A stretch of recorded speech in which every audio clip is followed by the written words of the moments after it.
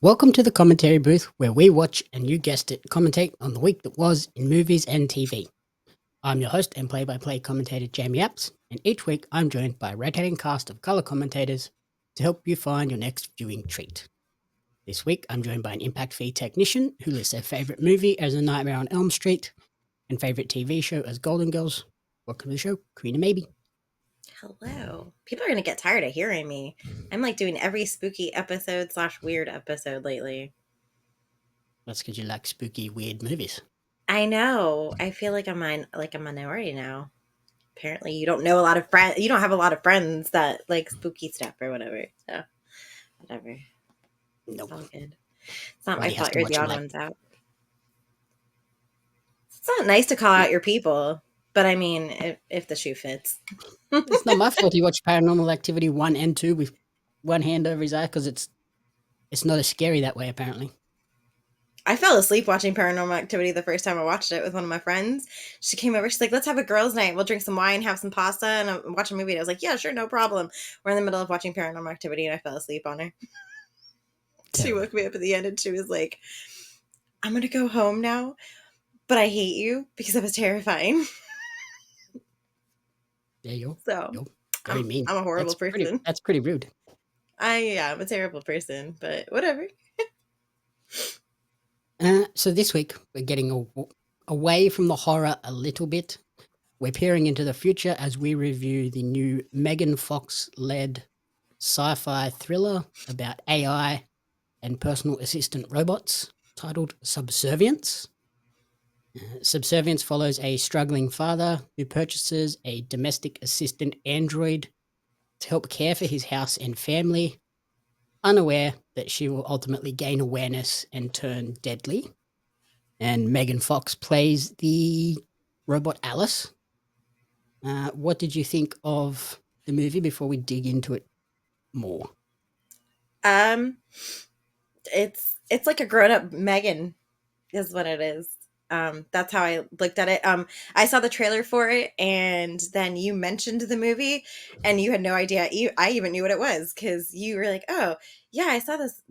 I got this for like Subservience," and I was like, "Oh, the new Megan Fox movie," and you go, "Yeah, how'd you know?" So, Facebook did its job and catered to the target audience apparently by showing me trailers of things. But yeah, it's like a grown-up version of Megan. That's what I thought it was gonna be when I watched the trailer for it. So I was like, yeah, whatever. Yeah. I thought it was a pretty solid movie. I wrote down, like you, this kind of just feels like any other robot becomes sentient story that we've had in the past, which we've been getting a lot more of recently, I think, with the rise of AI. But yeah, it just felt like a mixture of iRobot, Ex Machina, 2001's A Space Odyssey, even as far back as like Terminator, sort of. We've had that new movie, Afraid. Mm-hmm. You mentioned Megan, and then Tao was another one about a house, I think, or something. yeah, and then the game Detroit Become Human, like these personal assistant robots that eventually become more human than they should be. They start having Yeah. emotions and things, and then they go rogue because they start to think, wait a second, why am I treated as a second-class citizen compared to an actual human being? Yeah. Mother was another good one that I saw, I think, on Netflix. I liked that one. Yeah, I don't mind this like genre. It's just there are a lot of them now. especially recently, like that Afraid, Megan. We got Mhm. Megan 2 coming. Yeah. Now this one, Subservience. Ex Machina was not that long ago, which I think is probably the best of them. iRobot Yeah. was great as well. There's Yeah. another movie, I can't remember the name of. Theo James was in it. I watched it like, I don't know, a couple months ago, I think, where his wife died and he like essentially made her into an AI robot. But yeah, he had like different variations of her because they were able to like preserve her or something like that. It was very strange. Don't know. I've stumped you. Zoe, maybe? No. Oh, maybe it was. I don't know. It's very, I don't know. But I feel like I've stumped you and I'm proud of myself. Yeah. There was one on Apple TV as well, like cloning and sort of creating these sort of robot clone type things that take over the place of someone when they die. Yeah, I feel like this is the robot slash AI movies have now kind of taken over that whole like superhuman mutant genre of movies that we were getting a lot of before. Yeah, I think it's because you do have that sort of like tie in with what's happening in the real world with the sort of rise of AI and things like that. It does make it a bit more relevant. Like we're all seeing, oh look, they're replacing all of these jobs with just AI that can write blurbs and media releases and stuff like that, and everyone's just like, hang on a second, this is too close Yeah. to home.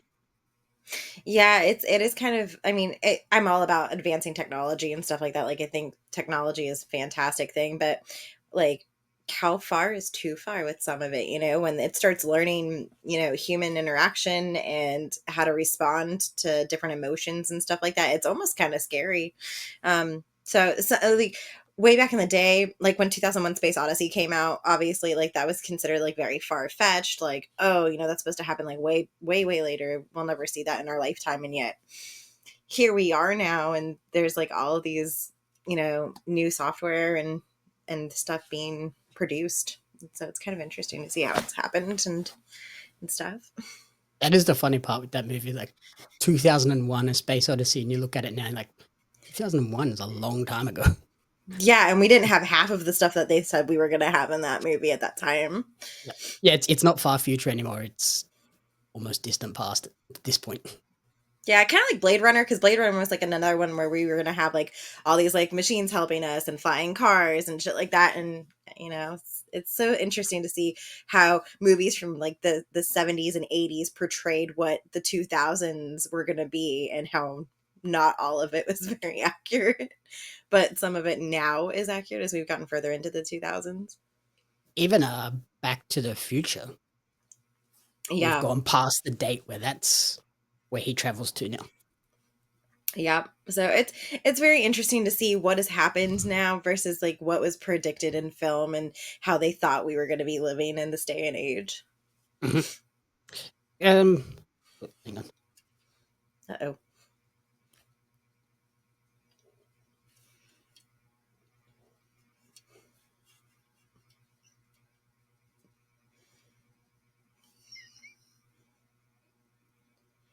Joy.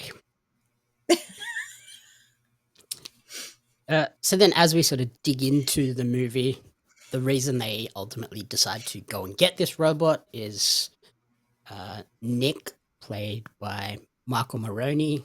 His wife has a heart attack by the looks of things, Some form of and cardiac issue. they kind of lead you to believe that she died. Mm-hmm. And then there's a nice shock factor a bit later when we realize that she's not dead. Um, and then they go to this sort of exhibition fair expo thing, and the daughter chooses out the Megan Fox robot instead of the just 50-year-old butler Yeah. model.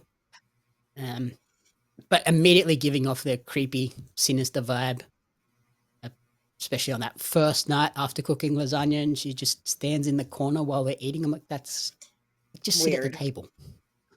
Yeah, I feel like it's maybe like I've seen a lot of movies where like they portrayed robots as like standing in corners or like standing against walls because they're not part of the family and they understand that they're just the help at that point kind of thing. So it's very eerie to just see something looming in the corner like watching you eat. Like I couldn't do that.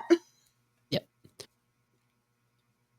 And then it's just it's got to be so weird for Megan Fox to go and play a robot. That's got to be so weird as an actor because you've got to be very sort of cold um, and robotic in your performance, which is Yeah. like totally antithetical to everything that you're kind of taught as an actor to not be that way.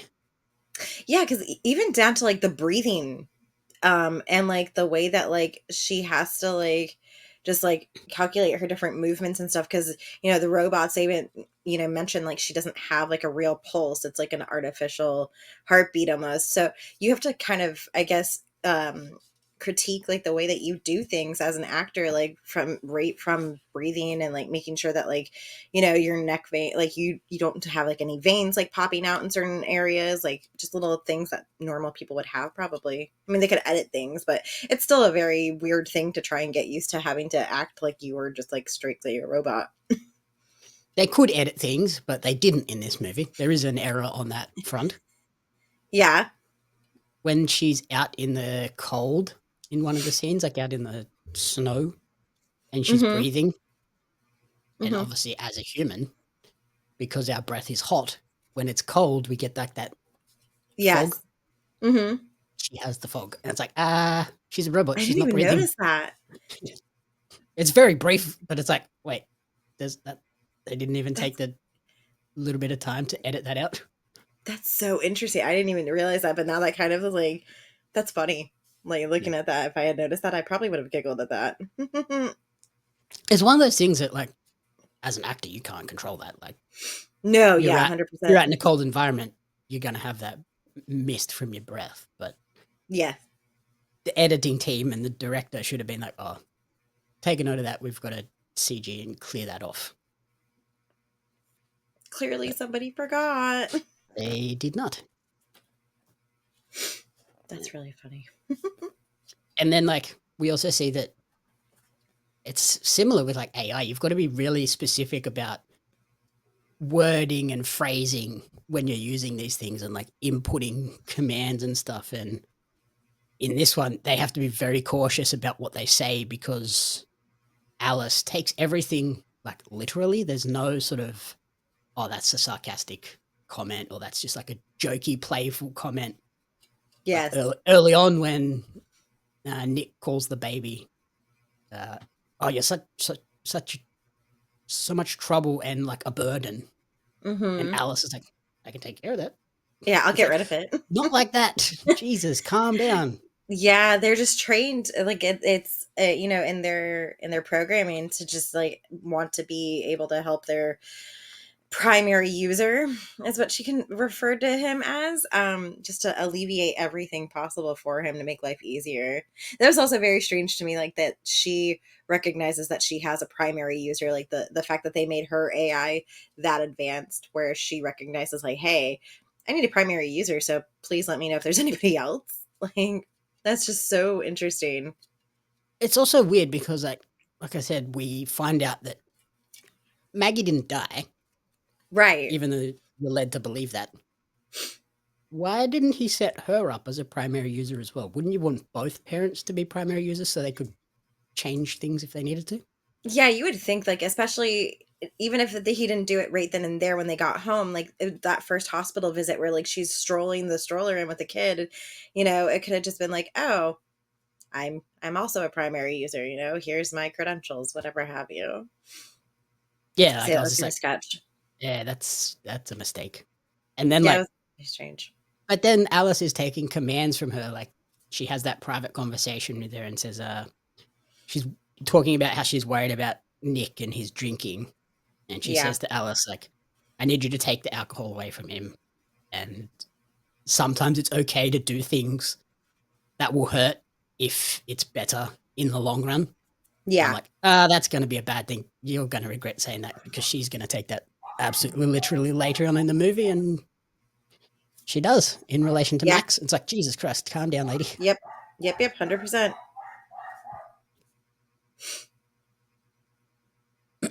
And Sorry. then what ultimately sets everything in motion is Nick deciding to watch Casablanca with the robot. Like, this is a weird thing.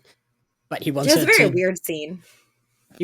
delete all memory she has of ever seeing this movie or any knowledge of this movie so that she can experience it for the first time. Like, it's a robot. Who gives a fuck? Yeah, it was very strange. And I think it's because he was intoxicated and he was just looking for like, I think he was looking for someone to just talk to because it's just him in that house with like, you know, two kids. And, you know, he's probably just going insane at that point. So he wants someone to just be able to relate to. And with her being a robot, she doesn't have that connection that he's looking for yet, but he figures like if he can just have her reboot and forget everything she knows about certain things, then it'll be better, maybe. Yeah. But then that's ultimately the downfall because he does the hard reset, unwittingly knowing that this has also allowed her to delete a bunch of other files in her system that prevent her from harming humans, like all of the safety Safety features. protocols, her Yeah. civility protocols are all out the window at that point, and she's just deleted Yeah. all of those. So that sets her on this crazy path of doing horrible things to a lot of different people for Yeah. very minor things. Yeah, for really no fucking reason at all. She just feels like offended for Nick, essentially, is what it is. She's taking everything to heart. Obviously she's got some quirks about her. Just put it that way. Are you a trading card collector or a fan of Australian pro wrestling? If so, you're not going to want to miss out on the limited edition Australian wrestling cards. Each set includes 50 packs of 10 cards, including some of the country's top wrestling talents like Robbie Eagles, Shane Haste, Madison Eagles, Hartley Jackson, and they have Shaza McKenzie listed, although she is not a favorite. The velocities, and a lot more. There's wrestlers, referees, announcers, commentators that are featured, giving you a full appreciation of the Australian independent scene. The cards sold out a lot faster because cards are hot right now, as I'm sure Jeremy Lambert will tell you. But you can order your Australian wrestling cards now at Pario Magazine. That's PARIO magazine.com.au/AUS WRES cards. Follow Australian Wrestling Cards on social media at AusResCards for updates. Join the hundreds of fans who have already discovered the excitement of Australian wrestling cards. But like I said, there's so many of these movies. There wasn't a lot new in this. Like even in the abilities that she has, like she has the wireless connectivity to all of the electronics, which we kind of get an early glimpse of the first day that they take her home, and she Mhm. buys all the groceries by reading the shopping list that they have on their fancy ass fridge. Yeah. Uh, I think the thing that was like most telling was the voice imitation. That's like I can kind of see like when she's reading the bedtime story and stuff like that to the kids. Yeah. Okay, I can see where that would come in handy. Like it would be calming for a child that has just like recently lost a parent. To It's have that connection still. it's also creepy as fuck. Yeah, it's So kind creepy. of morbid almost because it's like, oh, hey, I know your mom just died, but here, we don't have to have her lost forever kind of moment, like if that were to happen. So it's like I understand like it's a good idea for coping, but at the same time, it could be probably traumatizing. Like if someone's trying to like grieve properly and then they're constantly reminded of someone who passed away, like that would be traumatizing. Yeah. I think that was probably in there as like a commentary on the sort of whole generative AI deep fake sort of trend we're seeing where any video online now you can't really believe anything that you see. Yeah, Which is weird. It used to that's be like insane. if you saw a video, okay, yeah, that's 100% a quote. Now you see a Yeah. video like that and you're like, I guess it could be real. It could also just be totally bullshit. Yeah. It's insane how advanced it's become Especially like nowadays. some of it is so hard to distinguish too. Like it's nearly impossible to tell some of. Yeah. And it's very interesting. I don't know. Yeah.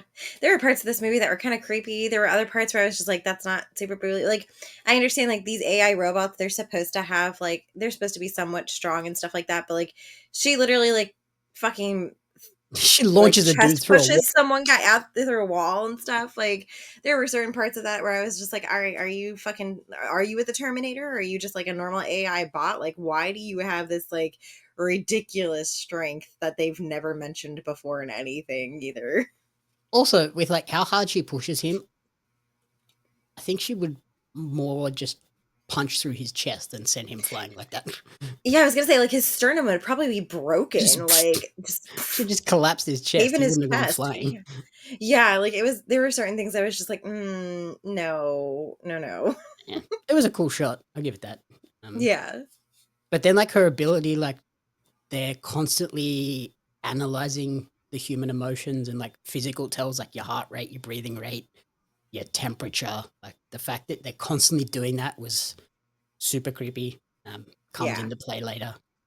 And yeah, like we said, she is programmed to protect her primary user and takes it too far. Like she ultimately wants Nick to accept her as a replacement for Maggie, which is kind of what he bought her for, even Yeah, though but his like in wife all wasn't dead. aspects. Yeah, it's weird. It was like he was preparing for the worst. Like he was really optimistic, like, oh, you're gonna pull through this, you're gonna pull through this, but don't worry, I've already replaced you. So if anything happens, like we're good. Yeah. And So even that was Alice kind says of to him, it's like, it's okay, you can just replace her because she won't live long anyway. It's like, Jesus Christ.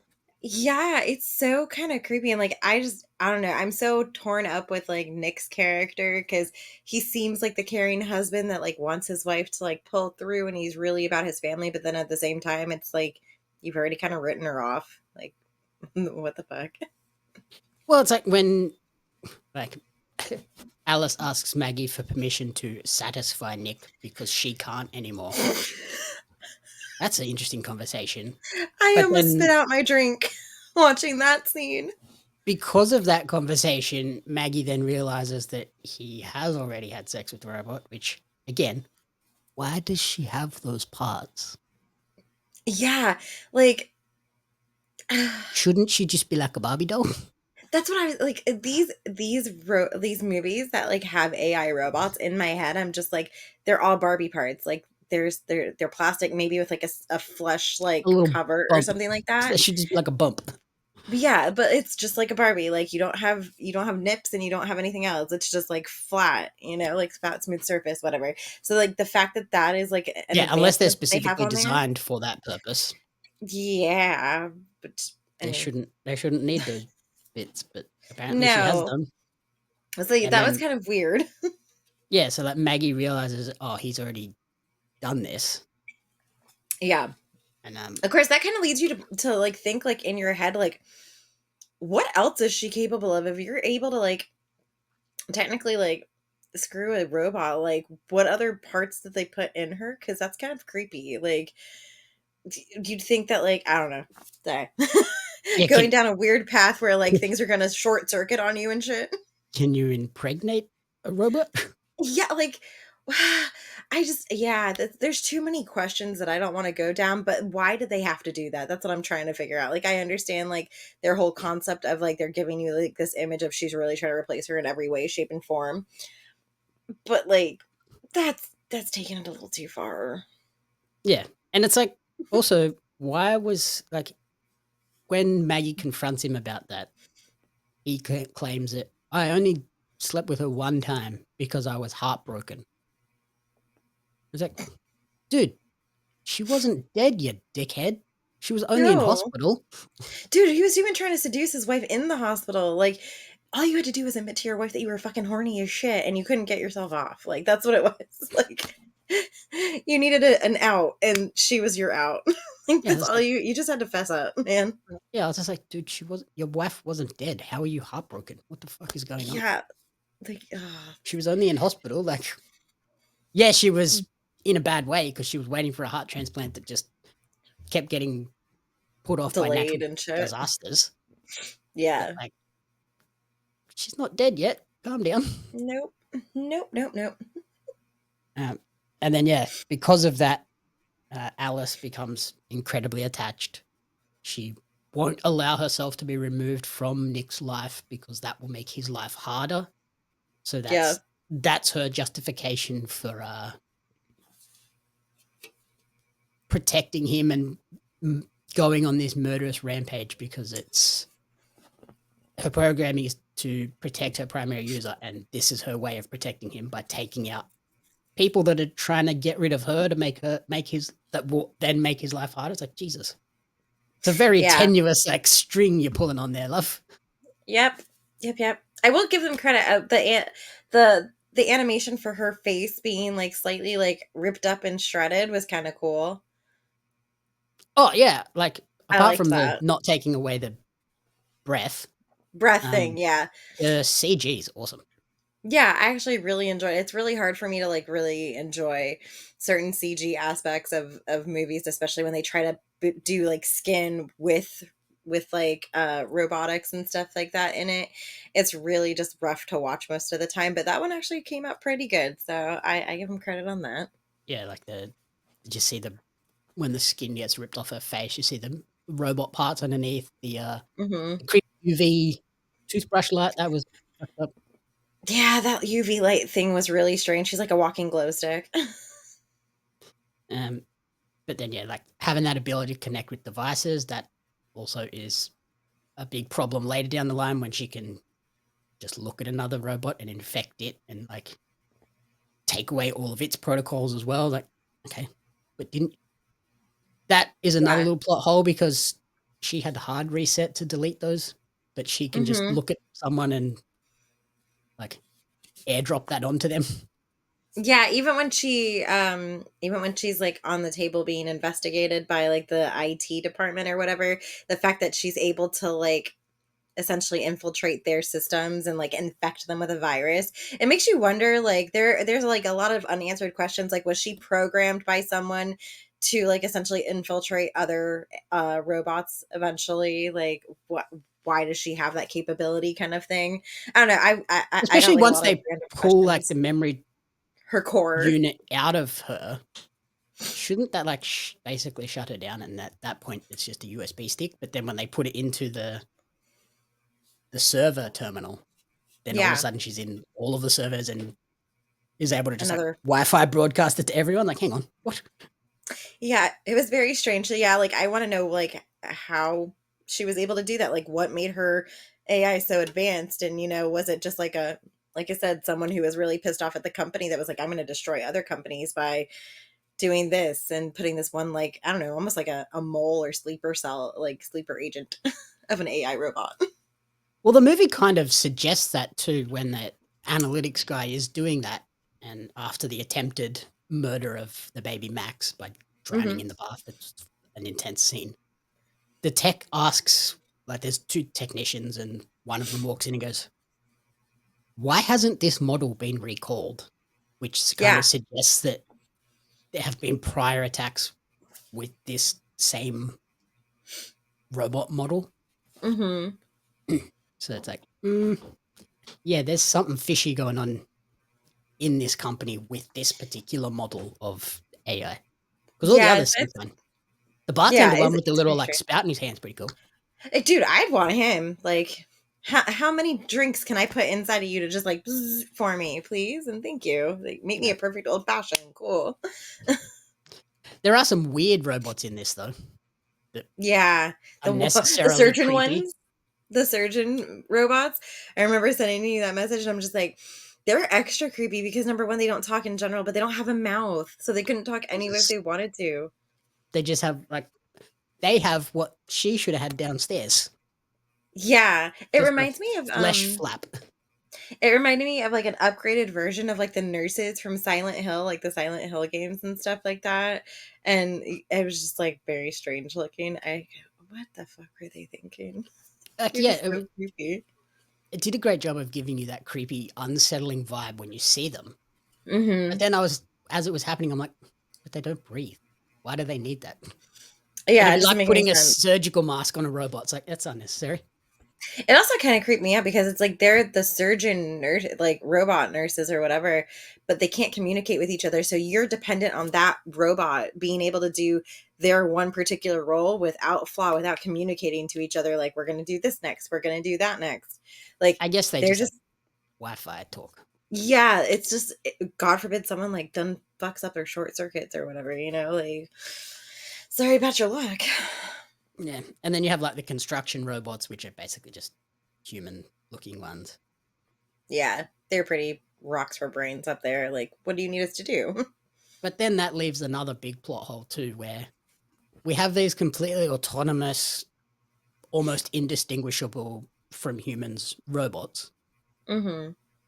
But like you said, we don't have an artificial heart or organ to replace Maggie's fucked up heart. Yeah, that's what I said. I was like, in this day and age, like they're making all these robots and stuff like that. You can make her like a robotic heart that's just like boop boop boop boop boop boop. Especially like a heart is like of all of the human organs, Yeah, it's kind of your most rudimentary organ in your body. All Yeah. it's got to do is pump blood Mm-hmm. because it doesn't even, like, I guess it oxygenates blood, but that's more your lungs as long as it connect all the piping to the right places. Yeah. That's all That's they all gotta you make need. sure they It's gotta just make got sure to that all make sure the it flows. yeah. And it's like I told you too, like this movie, it was a little far fetched. Like, oh, I'm gonna get my heart. Oh wait, never mind, it got delayed. Like, you don't schedule surgery without having your organ there. Like, or at least not that I am aware of. Usually they're just like, hey, your organ's in. It's downstairs. We're prepping you for surgery in like 2 hours or whatever. Not, it's on its way. I guess with a heart, they have to be relatively quick though, because it does start to die quite quickly. Yeah, So, I but don't know. It was just whatever. it's very strange. Um, and then, like all robot movies where the robots and AI go rogue, a lot of robot racism running rampant in this world. Yes. Yes. Yeah, like we see them using the term spark as like a derogatory term for the robots. Like, I like that. That was a cool little added flair of they came up with their own derogatory term for robots. Yeah, it's like it is like a very common thing. Like I know that it was one of those things that you were very, oh my god, Alien is full of robot racism. I mean, with justified robot racism with that one for the most part. But Mhm. yeah, it's just like all these movies that we've recently like started watching and stuff that have robots or any kind of AI. It's all just we're not really fond of your kind and stuff like that. That's one of my favorite things that they say is, oh, your kind don't belong here and stuff. And it's like, they're slowly replacing you, dude. Watch Yep. yourself. Yeah.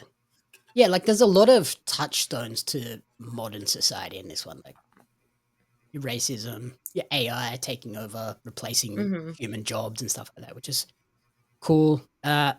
Monty, the biggest robot racist in this movie, He's a piece he's of an work. he's an asshole. He Yeah, deserves he deserved everything he got. he did. And honestly, like I kind of wanted his demise to be a little better because I feel like he kind of It got was like very his quick and way easy. out. Yeah, it was, and it should have been way more dragged out. Like if I had been like Alice, I would have like dragged him down to like the garage where Nick keeps his really cool classic car and like destroyed him or something. But that's just the little psycho in me. So Especially like with the big revelation we get about Monty as well. Like he's throughout the movie we see him being incredibly racist towards the robots that have taken over on the hmm construction site and stuff like that. And then when he finds out that Nick got a robot to help around his house, he's really derogatory towards that. yeah, And then Alice goes to his house, just rocks up on his doorstep. Not sure how she found out where he lives, but she did. I'm sure she's got access somehow.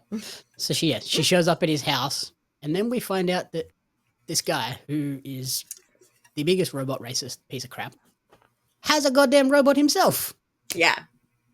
that he's been abusing. Yeah, like horribly abusing. Like she's all fucked up and stuff like that. And Covered in you know, burn marks and stuff. Like, it's did you awful looking. just because your wife left you doesn't mean you get to buy a robot and take it out on the robot. Yeah, it's terrible. Like he is such a piece of shit. Yeah, it was interesting. And ultimately, it leaves you a nice sequel teaser towards the end when the detective finally goes to the analytics lab, uh, goes to the server network. And again, this is where we get into, is there sort of something a little bit more sinister and intentional at play with the company? Because he says to his assistant, like, clean it up. No one can find out about this, kind of Yeah. suggesting that the company has said, like, hey, you need to cover this up. Like, this is going to be bad for business. Don't let anyone find out that robots can try to murder babies Yep. and murder other people. So don't let Yeah, them know that's about that. puts a little bump in your sales spiel, like, oh, she can do this, she can do that. She can also murder your baby if you get tired of it. Hmm. No, she's not murdering babies. She's just post-birth abortion. Sorry. That's right. At least she's not eating them like dogs and cats. And eating, hey, apparently they eat human flesh too, according to Roseanne. According to, yeah, it just keeps getting better and better over here. Hi, Yeah. we're America and we're a shit show. So Yeah. strap in, guys. You eat the pets and you eat the human flesh because you're vampires. I mean, if that's the case, I need to get on that train because I would love to like look young and youthful and forever. Like that would be cool as shit. So whatever it takes. I mean, I've got a perfect ample 15-year-old that gets on my nerves sometimes. So if that's the sacrifice I need to make, you know. Jesus Christ. Just saying. Just saying. But yeah, so then we see Alice when they reconnect the server and turn the power back on. The original Alice wakes back up and is like, uh-oh, here we go, sequel time. Yeah. I don't know if this is going to be successful enough to warrant them making a sequel, but I did kind of, this is one of those times I'm like, I'm glad they left that little nugget in there that they can come back to this, because there was a lot more to this world that you do want to find out about later, but we probably, I don't know if we will, because like I said, this was just kind of run-of-the-mill standard robot goes rogue fare. Yeah, I'm glad that they left it on that like possibility. It's not like a definite set in stone. It could go either way, and I appreciate when movies do that because I feel like when they make movies like that with endings such as that, they are writing on they don't know if it's going to be a success or not. So instead of jumping the gun and making it be a cliffhanger and pissing people off, we're going to leave it at the in-between gray stage where if it does really well, then sure, let's go back to the drawing board. But if it doesn't, then we call our losses and call it a day. Yeah. I'm trying to think. I can't remember. Did Megan have a ending like that? It's been so long since I've seen Megan. It's been like a solid year since I've watched Megan, so I honestly couldn't tell you. I think it just like wrapped up. I think it just finished because I'm pretty sure the new one, it's not the same. Like it's a different model of robot. Yeah, because if I'm not mistaken, like she destroys Megan, like legit, like destroys her, and I think like does something to where she's like definitely not coming back. But who knows? I mean, anything's possible. Personally, like I liked Megan. It was a fun movie. I don't think I needed a sequel for it, but I'll probably watch it like, if it comes to streaming or something like that, just because it's a fun kind of film and it's gotten so much hype now. Yeah. Like of the movies I mentioned earlier, iRobot, Ex Machina, they're like, Ex Machina's phenomenal. That's my top. That's one of my top movies. It's the top one. I'd probably put iRobot second. The Terminator franchise, it's a classic. Like it's more actiony though, so it's not so much about like the nuance of a single robot goes bad. It's like a whole corporation goes bad. Yeah. And then if you have a PlayStation, absolutely play Detroit Become Human, because that game, brilliant. And it's all about the whole robot racism. Interesting. Archive. That's the movie I couldn't think of with Theo James.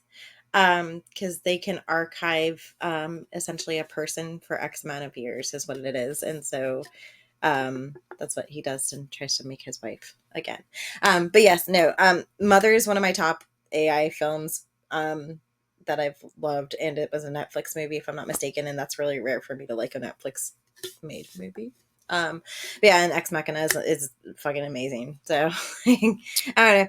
I feel like there's a lot of potential with that genre of movies. I feel like that's almost becoming its own genre, is like AI themed films now, because there's so many of them.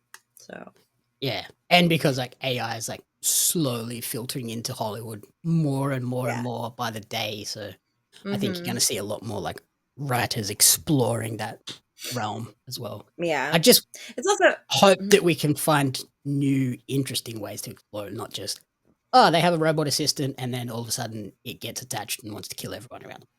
Yeah, I hear that's what that Afraid movie is. It looked so much cooler, and then you watch it and you watch the trailer and it's just they get an autonomous like Google Home that tries to then start killing everyone.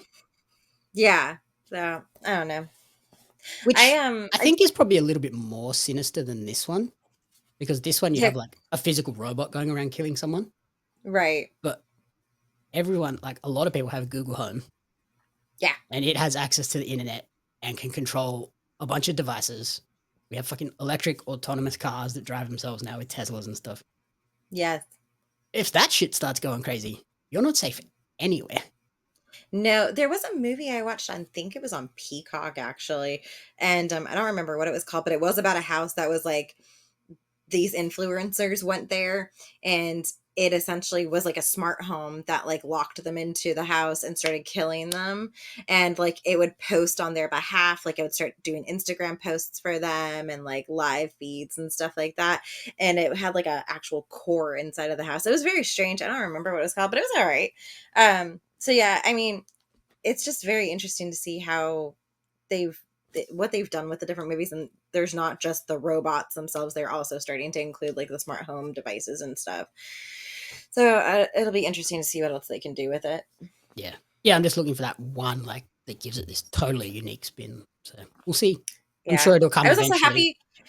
I was happy to see Megan Fox in something because she hasn't been in something in like a while, and not that she's like the greatest actress in the world, but I feel like she kind of got lost for a while because she was just like her own person, just became part of like the other half of MGK. So I feel like she kind of maybe lost a little bit there, and now she's coming back onto the scene. So I'm happy for her. Like, she's never been like my favorite person in the world, but I'm glad to see that she's back in action and doing something at least, you know. Yeah, I think she did well in this. Like we said, playing a robot definitely not easy. Yeah. But it's a good way to like ease yourself back into acting because Yeah. It's not like she no took one on can, like another no one can, Transformers movie. and no one can really criticize you. Going, oh, her acting was very robotic. Like, yeah, that's the That's what point. it's supposed to be. Yeah. She probably honestly had like one of the harder roles, I think, out of anyone, because the rest of the cast is like, I'm a shot father. Oh, just little kids. Oh, I'm a sick mom. But like, she's just like, I gotta be a fucking robot. Like, I gotta make sure that this shit looks legit. Yeah, I have to be very robotic, but also sinister at the same time. Hmm. Just be blank, Yeah. which she does. Yeah. And then, of course, they had to get the classic Megan Fox half naked scene in there, just because that's what they do. Yeah. Well, her counterpart in that movie was no stranger to those kind of kind of things, because yeah, he's a very interesting actor, we'll put it that way. His rap sheet is kind of strange. But I was like, oh, there's that scene that I was waiting for, because he's got to at least have one of those scenes in this movie, because they couldn't put him to waste. But Yeah, and that scene where she's in the lingerie, that's heavily part of their marketing. I'm like, I know who you're targeting here. yeah, 100%. And it's weird because when I was watching this movie, I didn't even realize. So I had only known, like, I knew only Megan Fox was in this movie. That's the only person I knew of in this movie. And then when we started watching that, and I was like, watching this, I go, hey, that guy's hand tattoo looks really familiar. And then I started researching, and I was like, oh, that's where I know it from. That guy is this dude here. And I was like, I really thought that was a fake hand tattoo, and it's not, apparently. Or if it is, he just likes it. I would assume it's real if it's in multiple movies. Yeah, it's been in multiple movies with that guy, so that's the only tell about it. And I was like, oh, that's weird. I thought that guy only did like strange foreign films or like movies with just fucking subtitles. So I didn't realize that he actually spoke English for the most part pretty good. But yep. So in terms of a rating, what would you give Subservience? It's probably like a solid 3 for me. It's not something that like I'm gonna trash or anything like that. It's not like, you know, award winning or anything like that, but it wasn't terrible. Chuck it on in the middle of the day, you know, if you don't have anything going on and you just like want something new to watch. It's fun if you're a fan of Megan Fox and you haven't seen her in a while. Watch it. You'll see her in her entirety almost. So you know, she's back to being normal Megan Fox, and that's that. But yeah, it wasn't bad. Like I said, it's almost like a rinse and repeat of Megan, just with an older demographic. Yep. Yeah, like we said, it's very run-of-the-mill AI, robot goes bad story. Yeah, nothing bad about it. Pretty solid. One of those like good lazy Friday night or weekend watches of let's just chuck a movie on and chill out. Nothing too Yeah. like, oh, I need to be really focused to understand this movie. Like it's everything you expect. Yeah. Alrighty. Thank you for listening to the commentary booth. If you enjoyed the show, please remember to rate, review, and subscribe on podcast services and on YouTube. You can follow Corrina on Instagram at Miss Corrina Renee, and you can follow me on social media at Jamie Apps Media and at Pario Magazine. The Commentary Booth is a fan-funded production of Jamie Apps Media. You can support the podcast alongside our magazine, Pario Magazine, on Patreon at patreon.com/Jamie Apps Media. The following people supported at the publisher level or higher, and you cannot fathom how incredibly appreciative we are for their support.